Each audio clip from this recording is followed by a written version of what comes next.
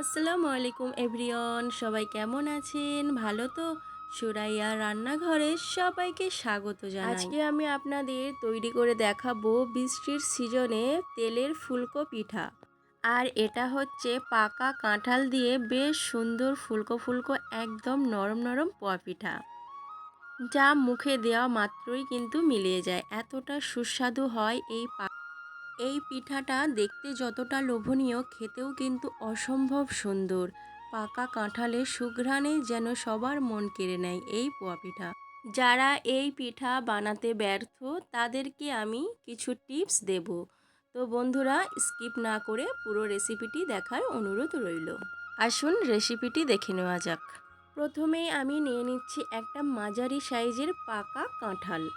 এখন আমি এই কাঁঠাল ভেঙে ভিতর থেকে কোয়াগুলো বার করে আপনাদের দেখিয়ে দিচ্ছি কিভাবে পারফেক্টভাবে কাঁঠাল কাটতে হয়। আজ আমি টিপসহ আপনাদের পুরোটাই দেখিয়ে দেব। তো বন্ধুরা, একটা ছুরি দিয়ে প্রথমে আমি একটু মাঝখান দিয়ে কেটে নিলাম। তো বন্ধুরা, কাঁঠাল কাটার সময় অবশ্যই হাতে একটু সর্ষের তেল মাখিয়ে নেবেন, না হলে কিন্তু কাঁঠালের আঠা হাতের মধ্যে লেগে যাবে। কাঁঠাল ভেঙে কাঁঠালের ভিতর থেকে এক এক করে কোয়াগুলো আমি এভাবে বার করে নিচ্ছি। দেখুন বন্ধুরা, কাঁঠালের কোয়াগুলো কত সুন্দর দেখতে, কাঁচাই যেন খেয়ে নিতে ইচ্ছে করছে। কিন্তু বন্ধুরা, আমি কিন্তু কাঁঠাল একেবারেই পছন্দ করি না। তবে কাঁঠালের এই পোয়া পিঠা কিন্তু আমার ভীষণই ভালো লাগে।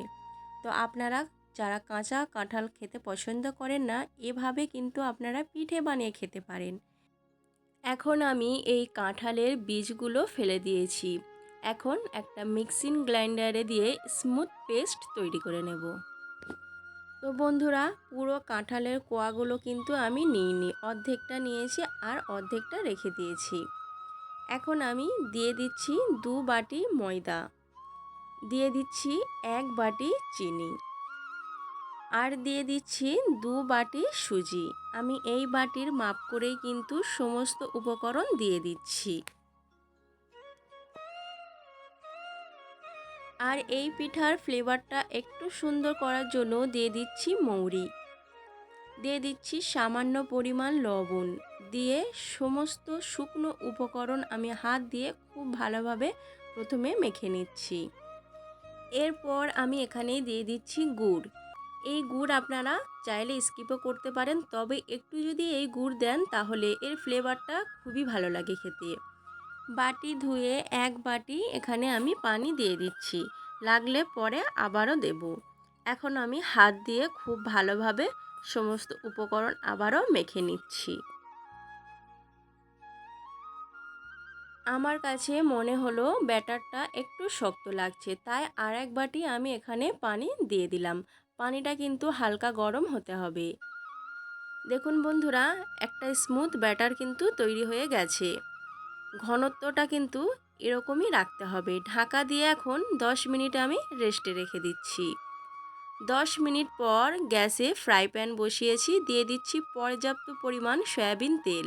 তো বন্ধুরা, আমি আপনাদের বলেছিলাম যারা এই পিঠা বানাতে ব্যর্থ তাদের আমি কিছু টিপস দেব। যারা নতুনরা প্রথমবার এই পিঠা তৈরি করবেন, এরকম মাঝারি সাইজের একটা প্লেট তেলের মধ্যে দিয়ে দেবেন। যখন তেল দেবেন তখনই কিন্তু এই প্লেটটা তেলের সঙ্গে গরম হতে দেবেন। তারপর কিছুটা ব্যাটার এই প্লেটে দিয়ে দেবেন, দিয়ে তেলের মধ্যে ছেড়ে দেবেন। দেখবেন কিছুক্ষণ অপেক্ষা করার পর দেখবেন একদম বলের মতো ফুলে উঠবে। দেখুন বন্ধুরা, এতটাই ফুলে উঠেছে যে আমি উল্টাতেই পারছি না। তো বন্ধুরা, একটা তেলের পোয়া পিঠা কিন্তু আমার তৈরি করা হয়ে গেছে। এই দেখুন বন্ধুরা, কতটা লোভনীয় দেখতে লাগছে। এইভাবে সমস্ত এই পিঠা আমি সেম প্রসেসেই তৈরি করে নেব। আমার ভিডিও যারা দেখেন ভালোবাসেন তাদেরকে অসংখ্য অসংখ্য ধন্যবাদ। আর যারা নতুনরা আমার রেসিপি দেখছেন তাদেরকেও অসংখ্য ধন্যবাদ। তবে আজ যারা নতুনরা আমার রেসিপি দেখছেন তাদেরকে অনুরোধ রইল আমার চ্যানেল সাবস্ক্রাইব করার জন্য। তো বন্ধুরা, সমস্ত কাঁঠালের পোয়া পিঠা কিন্তু তৈরি করা হয়ে গেছে। এখন আমি আপনাদের একটা ভিতর থেকে ছিঁড়ে দেখিয়ে দেব যে ভিতরটা কীরকম দেখতে হয়েছে।